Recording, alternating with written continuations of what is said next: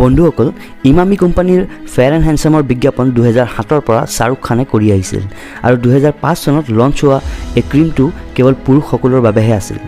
বিজ্ঞাপনটোত শাহৰুখ খানে কথা দিছিল যে কেৱল 3 বা 4 সপ্তাহ ব্যৱহাৰ কৰিলে যিকোনো পুৰুষে অতি সোনকালে বগা হৈ পৰিব।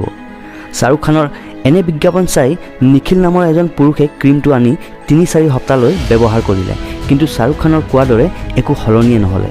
ইয়াৰে পাছত নিখিলে তেওঁৰ সৰু ভাইটি যি ল পঢ়ি আছিল তেওঁৰ সহায়ত কোম্পানীৰ এগেইনষ্টত কোৰ্ট কেছ কৰি দিলে।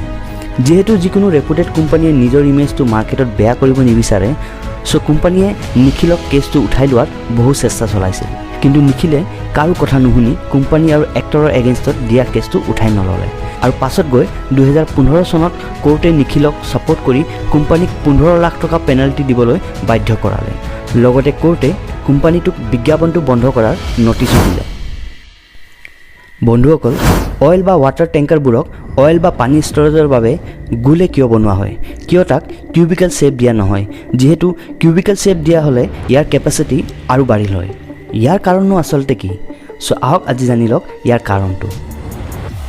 আৰু কাৰণটো হৈছে যে যিকোনো লিকুইড অৰ্থাৎ তৰল পদাৰ্থ আমি যিকোনো কণ্টেইনাৰত ষ্ট'ৰ কৰোঁ তো সি চাৰিওফালে নিজৰ প্ৰেছাৰ দিয়ে, যাৰ বাবে কোণাবোৰত প্ৰেছাৰ পাই ক্ৰেক হোৱাৰ সম্ভাৱনা বাঢ়ি যায় আৰু পানী বা পেট্ৰল তাৰ পৰা লিক হোৱাৰ সম্ভাৱনা বনে।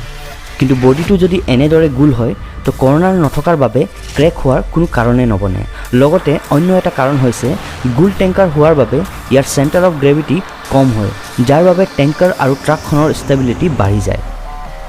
বন্ধুসকল, আজিৰ এই দুইটা ইণ্টাৰেষ্টিং ফেক্ট জানি শুনি কেনে লাগিল কমেণ্ট বক্সত নিশ্চয় জনাব।